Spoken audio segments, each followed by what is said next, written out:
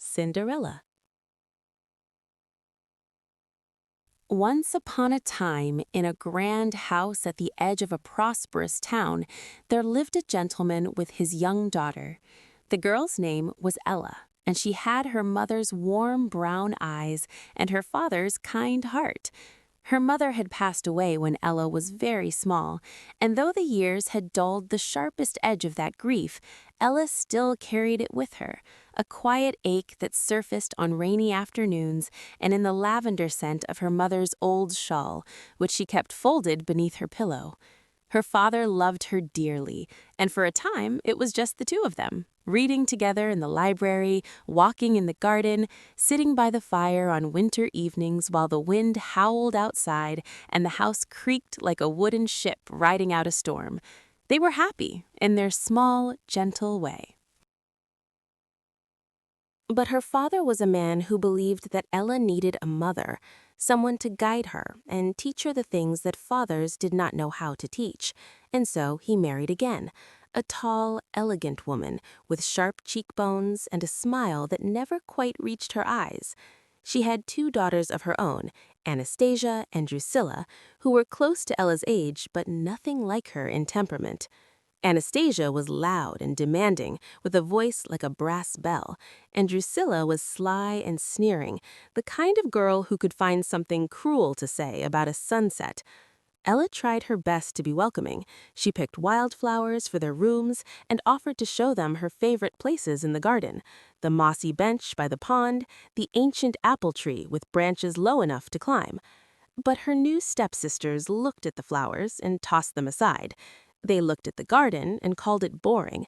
They looked at Ella and decided, with the swift, ruthless certainty of children, that she was beneath them.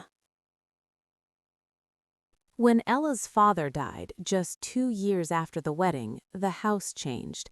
It was as if someone had blown out a candle and all the warmth and light had gone with the flame. Ella's stepmother, who had been cold but polite while her husband lived, now showed her true nature. She moved Ella out of her beautiful bedroom on the second floor and into a tiny attic room with a sloping ceiling and a narrow window that let in a thin, watery light. The room was bare except for a straw mattress and a wooden stool. There was no fireplace, and in winter the cold crept in through cracks in the walls and settled into Ella's bones like an unwelcome guest that refused to leave. She was given plain gray dresses to wear, rough and shapeless, while her stepsisters paraded about in silk and satin.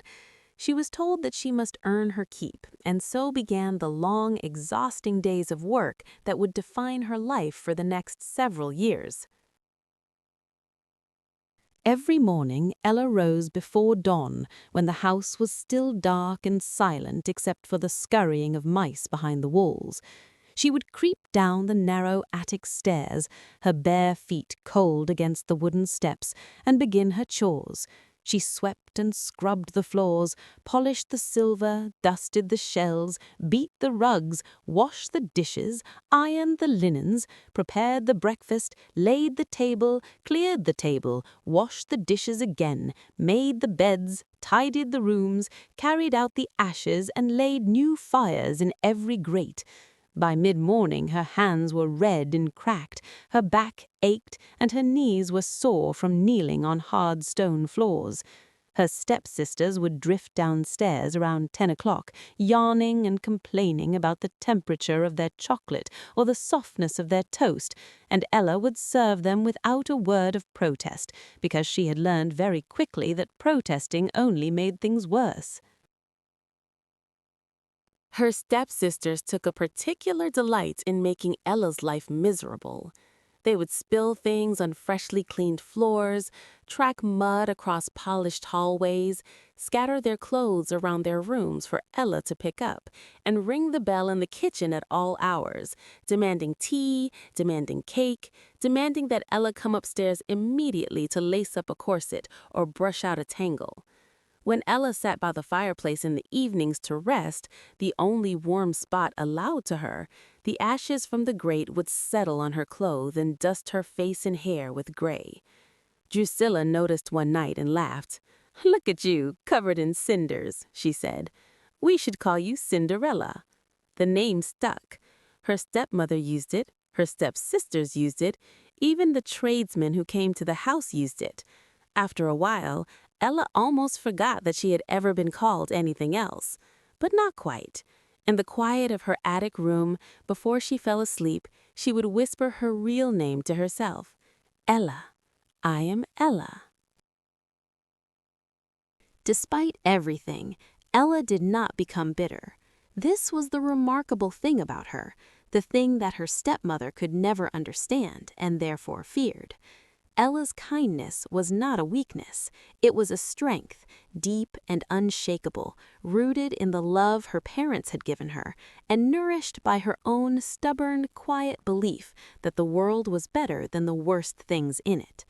She made friends with the mice in the kitchen, leaving crumbs for them by the hearth. She sang while she worked, soft, sweet songs that her mother had taught her, songs about rivers and stars and children falling asleep in meadows. She tended the garden and whatever spare moments she could find, because the roses her mother had planted still bloomed there, and caring for them felt like keeping a promise. The birds in the garden grew so used to her that they would perch on her shoulders and eat seeds from her open palm. News of the royal ball arrived on a Tuesday, carried by a herald on a white horse who blew a silver trumpet at the town crossroads. The king was hosting a grand celebration at the palace, 3 nights of dancing and feasting, and every eligible young woman in the kingdom was invited. The announcement sent Ella's stepsisters into a frenzy of excitement. They shrieked and clapped and immediately began arguing about what they would wear. Anastasia insisted on a gown of scarlet velvet with gold trimming. Drusilla demanded cornflower blue silk with a train.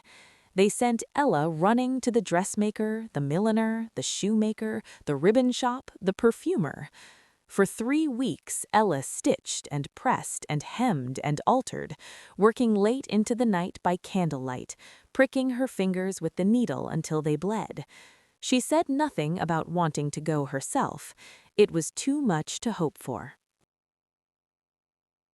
On the evening of the ball, Ella helped her stepsisters dress, lacing their corsets, fastening their necklaces, arranging their hair in elaborate styles with combs and pins and tiny silk flowers.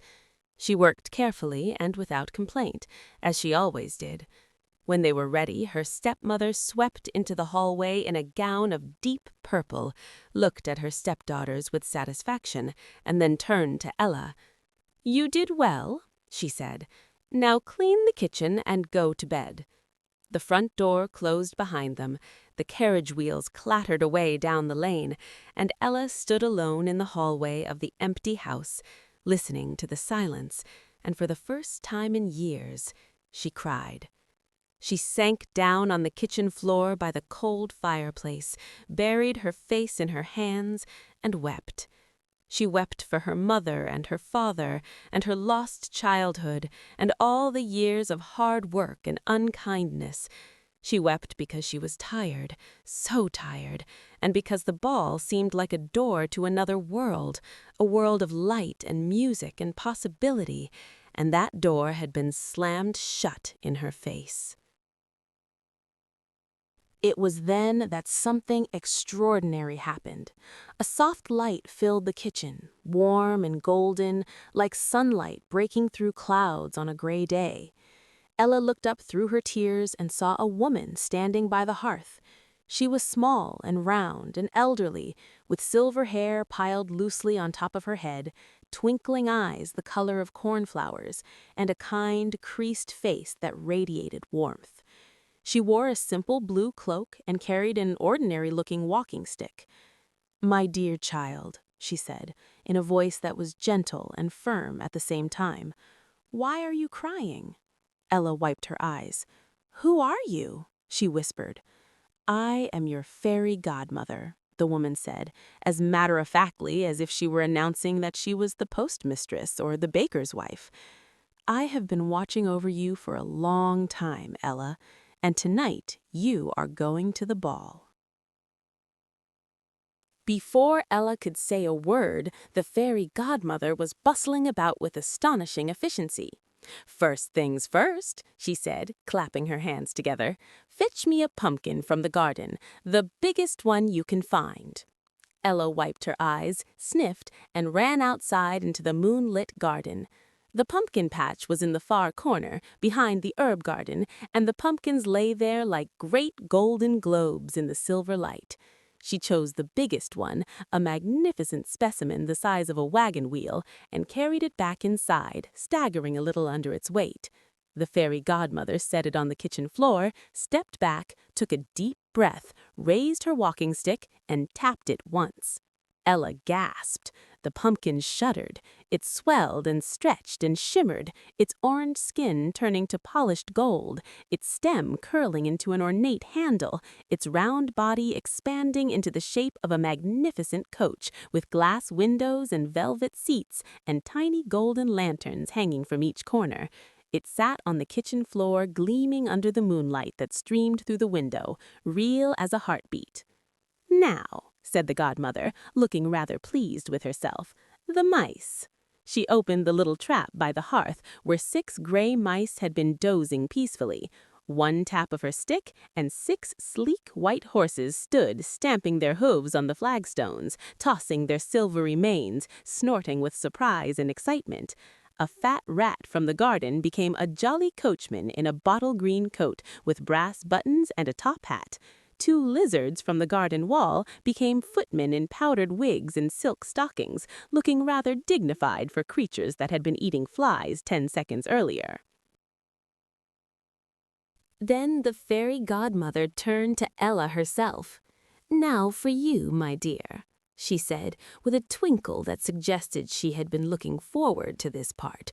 She raised her walking stick, and Ella felt a warmth wash over her, as if she had just stepped into a bath of sunlight. Her ragged gray dress dissolved, and in its place appeared the most beautiful gown she had ever seen or imagined. It was made of fabric that shifted between silver and pale blue, like moonlight on water, scattered with tiny crystal beads that caught the light and sent it spinning in all directions. The bodice fitted perfectly, as if it had been sewn just for her, which in a way it had.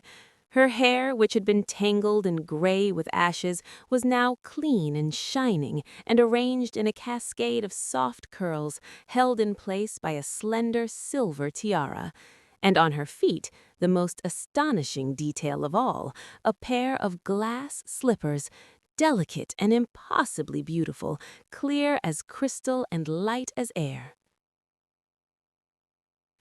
Ella stared at her reflection in the kitchen window and could not recognize herself. "Remember," said the fairy godmother, her voice suddenly serious, "the magic will last until midnight and not a moment longer. When the clock strikes 12, the coach will become a pumpkin, the horses will become mice, your gown will become rags, and everything will be as it was before. You must leave the palace before midnight." Ellen nodded, too overcome with gratitude and wonder to speak. She hugged the old woman, climbed into the golden coach, and was carried away through the night, through streets that sparkled under the stars, toward the glowing windows of the palace, where music was already playing, and the sounds of laughter and merriment drifted out into the cool evening air. When Ella entered the ballroom, the world seemed to hold its breath. Every head turned.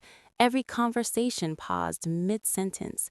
Even the musicians faltered for a moment before picking up the melody again. She was not merely beautiful, though she was that. She radiated something deeper, a gentleness, a grace, a quiet inner light that could not be missed or faked. Her gown shimmered as she moved, catching the light of 1,000 candles and its crystal beads, scattering tiny rainbows across the polished floor. She moved through the room as if walking on clouds, her glass slippers making the faintest musical chime against the marble floor. People stepped aside to let her pass, not because they were told to, but because something about her presence made them want to give her space, the way people instinctively step aside for a shaft of sunlight. The ladies of the court whispered behind their fans, wondering who she was.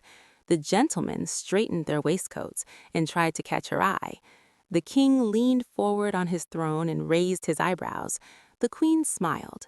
The prince, who had been standing by the throne looking bored and vaguely miserable, as princes who are being forced to attend balls in order to find wives often do, saw her and felt something shift inside his chest, a deep, quiet recognition, as if he were remembering a melody he had heard long ago in a dream. He crossed the room, offered his hand, and asked her to dance. She placed her hand in his, warm and steady, and they began to waltz. They danced together all evening. The prince was enchanted. He wanted to know everything about her: her name, her family, her favorite book. Did she prefer summer or winter, cats or dogs, mountains or the sea? Ella laughed and deflected his questions with gentle humor because she could not tell him the truth, that she was a servant in her own house, dressed in borrowed magic that would vanish at midnight. But she could be herself, truly herself. Ella, not Cinderella, and that was enough. They talked about stars and gardens and the way rain sounds on a tin roof. They talked about kindness and patience and whether fireflies glow because they are happy. They talked about the old apple tree in the palace orchard, and the prince confessed that he climbed it every Tuesday afternoon when no one was looking, which made Ella laugh so hard that the people standing nearby turned to stare. He told her about his horse, a spirited gray mare named Cloud, and how he rode her through the meadows early in the morning when the dew was still on the grass and the world felt brand new.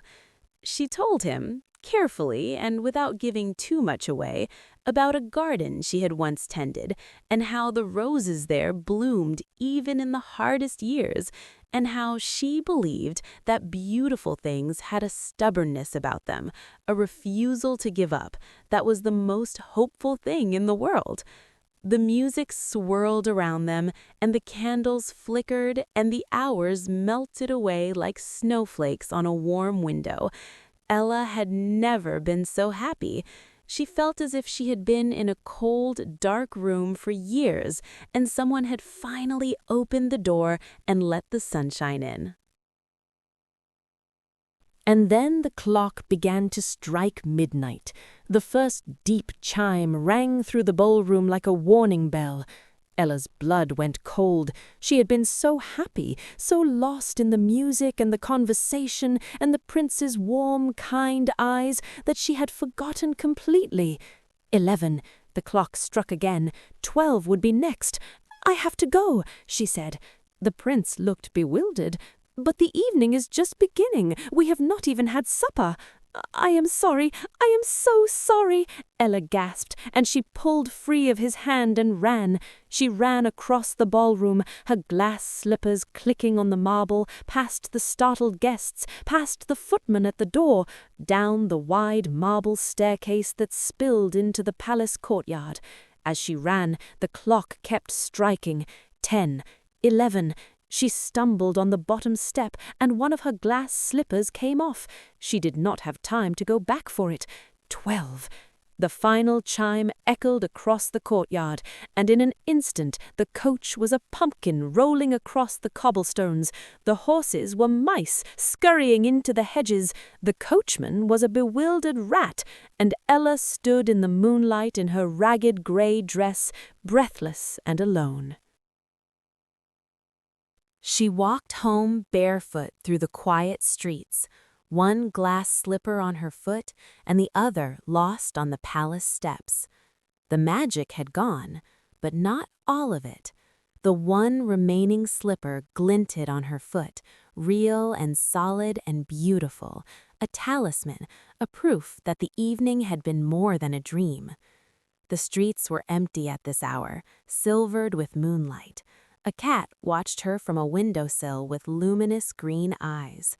The fountain in the town square trickled softly, its water catching the light of the stars.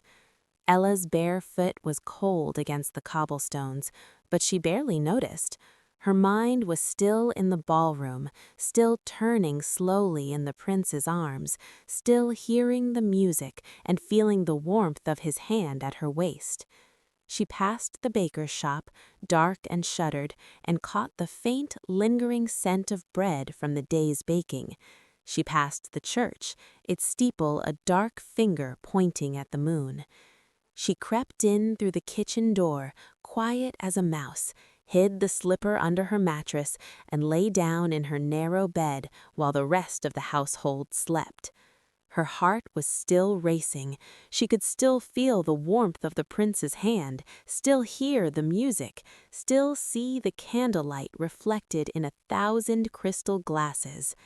Tomorrow there would be ashes and scrubbing and cold porridge. But tonight had been hers. The next morning, the entire kingdom was in an uproar. The mysterious princess who had danced all evening with the prince had vanished, leaving behind only a single glass slipper on the palace steps. The prince was distraught. He had barely slept. He sat on the palace steps in the early morning light, holding the slipper in both hands and turning it over and over as if it might whisper its owner's name. He had fallen in love with her, this girl who was kind and funny and gentle, who listened when you spoke, and whose laugh sounded like the first warm day of spring. He did not even know her name. He picked up the glass slipper, cradled it in his hands, and made a declaration that set the entire kingdom abuzz. He would search every house in the kingdom, from the grandest manor to the humblest cottage. Every young woman would try the slipper on, and the one whose foot it fitted perfectly would be his bride. The Royal Herald rode out that same afternoon with the glass slipper on a velvet cushion, accompanied by the prince himself and a retinue of soldiers in ceremonial blue. They traveled from house to house, village to village, and at every door the same scene played out. Young women lining up, trying the slipper, and walking away disappointed when it did not fit. The slipper was too small, too narrow, too delicate. It was as if it had been made not just for one foot, but for one person in all the world. The search continued. Ella's stepsisters were beside themselves with excitement when they heard the news. Anastasia was absolutely certain the slipper would fit her. "My feet are very refined," she insisted, which was not true. Drusilla was equally confident. "I have the smallest feet in the family," she claimed, which was also not true. They preened and primped and argued about who would try the slipper first. Their mother, who was shrewd if nothing else, watched them with calculating eyes. "Listen to me," she said. "When the herald arrives, you will both be on your best behavior. You will smile, you will curtsy, and you will make your foot fit that slipper if it is the last thing you do." Meanwhile, in the kitchen below, Ella scrubbed the pots and listened, her heart hammering behind her ribs. The Royal Herald arrived at lunchtime. He was a small, red-faced man in a uniform that was slightly too tight, and he carried the glass slipper on a cushion of royal blue velvet as if it were the most precious object in the world, which to the prince it was. The prince himself stood behind the herald, scanning the hallway with eager, hopeful eyes. Anastasia went first. She sat in the parlor chair, thrust out her foot and tried to stuff it into the glass slipper. Her foot was much too big. She pushed and grunted and turned red in the face. The herald gently retrieved the slipper. Drusilla went next. Her foot was slightly smaller, but still too wide. She winced and grimaced and tried to curl her toes under, but it was hopeless. The slipper would not fit. "Are there any other young women in the house?" the herald asked politely. "No," said the stepmother, quickly and firmly. But the prince had noticed something. Through the parlor door, which was slightly ajar, he could see a figure in the hallway, a girl in a gray dress with ash in her hair, pressed against the wall as if trying to make herself invisible. "You there," the prince said gently. "Would you like to try the slipper?" The stepmother went white. "That is only the kitchen maid," she said, her voice tight. "She was not at the ball." "Perhaps not," said the prince, "but the king's decree says every young woman. Please, come in." And Ella stepped into the parlor, her eyes lowered, her cheeks flushed, her heart beating so loudly she was sure everyone in the room could hear it. She sat down on the edge of the chair. The herald knelt and placed the glass slipper on the floor before her. The room was completely silent. Anastasia glared. Drusilla's mouth hung open. The stepmother's hands were clenched so tightly that her knuckles were white. Ella slipped her bare foot into the glass slipper, and it fitted perfectly, as if it had been made for her, as if it had been waiting for this moment from the very first moment of its creation. The glass caught the afternoon sunlight and threw a scatter of rainbows across the parlor walls. And then Ella reached into the pocket of her gray dress and drew out the matching slipper, the one she had hidden under her mattress, and slipped it onto her other foot. The prince looked at her, she looked at him, and they both knew. In the days that followed, everything changed, but not all at once, because real change, the lasting kind, never happens in a flash of fairy dust. It takes time and patience and courage, and Ella had all three. She moved out of the attic room and into the palace, and she marveled at the softness of the bed and the warmth of the rooms and the wonder of not having to scrub a floor before breakfast. The first morning, she woke in her new room and lay still for a long time, looking at the silk curtains and the bowl of fresh flowers on the bedside table and the sunlight pouring through tall windows, unable to believe that this was real and not another dream that would dissolve with the dawn. A maid brought her tea on a silver tray, and Ella thanked her by name, which startled the maid so much that she nearly dropped the tray. No one in the palace had ever been thanked by a princess before. But Ella did not become proud or vain or forgetful. She remembered every day she had spent on her knees in the kitchen, and that memory made her kind. She was kind to the palace servants, learning their names, asking about their families, making sure they had enough to eat and rest. She was kind to the people of the kingdom, opening the palace gardens to everyone, starting a library that anyone could use, visiting the sick and the lonely. She was even kind to her stepsisters, though this surprised people most of all. She did not punish them or send them away. She invited them to the palace and found them good husbands, gentlemen who were patient enough to handle their tempers and firm enough to check their worst impulses. Anastasia, it turned out, was not truly cruel, just insecure, and with a little kindness she mellowed into someone almost pleasant. Drusilla took longer, but eventually she too came around, largely because Ella's steady, unshakable generosity wore down her defenses the way water wears down stone, gently and completely. As for the stepmother, she found the palace uncomfortable and chose to retire to a small house in the country, which was probably for the best. Ella and the prince were married on a golden afternoon in late summer. The apple trees in the palace orchard were heavy with fruit, the roses were in full bloom, and the birds sang as if they had been hired specifically for the occasion, which, given Ella's relationship with the birds of the kingdom, they may well have been. The ceremony took place in the palace garden, beneath a canopy of white silk ribbons and trailing jasmine, and the air was thick with the scent of orange blossom and lavender. Ella wore a gown of ivory silk, simple and beautiful, nothing like the magical gown of the ball, but somehow even more lovely because it was real. The glass slippers sat on a velvet cushion at the altar, gleaming in the sunlight. The fairy godmother attended, looking exactly like a cheerful, elderly aunt in a blue hat, beaming with quiet satisfaction. When the vows were spoken and the prince kissed his bride, a great cheer went up from the crowd, and every bell in the kingdom rang out at once, filling the sky with joyful sound.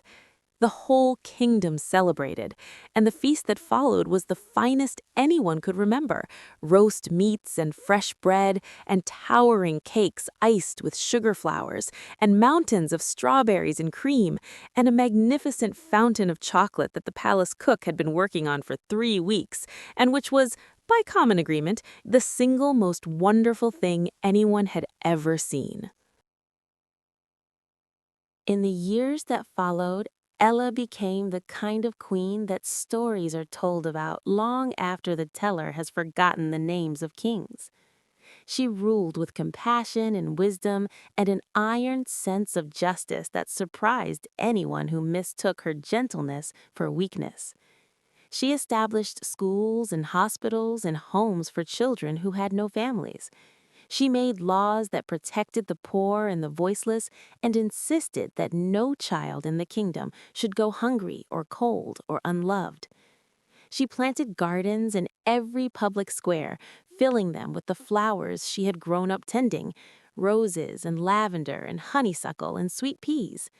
She insisted that beauty was not a luxury but a necessity, as important as bread and water, because she knew from her own experience that a single blooming flower could lift a weary heart. On Thursday afternoons, she opened the palace doors and anyone could come and speak with her, from the richest merchant to the poorest farmer, and she listened to each one with the same patient attention, remembering their names and their troubles, and following up to make sure they had been helped. The people loved her, not because she was beautiful or because she had married a prince, but because she cared, truly cared about their lives, and they could feel it in every word she spoke and every decision she made. Every evening before bed, Queen Ella would walk through the palace gardens alone. She would pause by the rose bushes, which she had planted herself, cuttings from the very same roses her mother had grown in the garden of her childhood home. She would breathe in their scent, sweet and deep and timeless, and remember. She remembered her mother's gentle voice. She remembered her father's warm hands. She remembered the cold attic room and the ashes and the aching loneliness. She remembered the fairy godmother's twinkling eyes and the glass slipper and the first dance with the prince, when the music swelled and the whole world seemed to open up like a flower. She remembered all of it, the sadness and the joy, the hardship and the magic, and she was grateful for every part of it, because it had all led her here, to this garden, to this life, to love. One evening, she found the prince waiting for her by the rose garden. He had brought 2 cups of chamomile tea, as he often did, and a woolen blanket in case the night air turned cool. They sat together on the mossy bench beneath the stars and wrapped the blanket around their shoulders. The garden was quiet, except for the soft chirping of crickets and the distant murmur of the fountain in the courtyard. Fireflies drifted lazily among the rose bushes, their tiny lights blinking on and off like earthbound stars. "Do you ever miss it?" he asked softly. "The old life?" Ella thought for a long moment, turning the warm teacup in her hands. She watched a firefly land on a rosebud and glow there, pulsing gently, before lifting off again into the dark. "I do not miss the cruelty," she said at last, "but I am grateful for everything else. The mice taught me that small kindnesses matter. The garden taught me patience. The ashes taught me that beauty is not on the surface. The loneliness taught me the value of love. And the years of hard work taught me that I was far stronger than I ever knew." The prince took her hand and held it gently, and they sat there together in the garden while the stars turned slowly overhead. Somewhere in the hedgerow, a nightingale began to sing, its liquid notes rising and falling like a gentle stream flowing over smooth stones, and the fragrance of the roses wrapped around them like a warm embrace. The tea grew cool in their cups, and neither of them minded at all.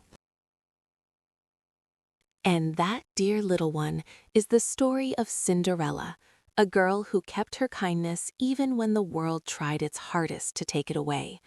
She did not need magic to make her special. The magic only let the rest of the world see what had been there all along, a heart full of love and a spirit that could not be broken. Remember, as you lie in your warm bed tonight, that kindness is the strongest kind of courage.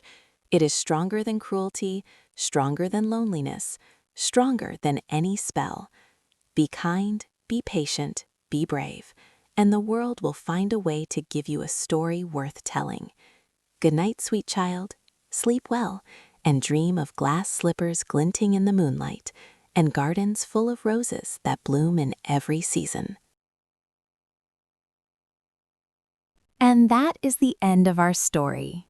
Thank you for listening to GoReadling Bedtime Stories.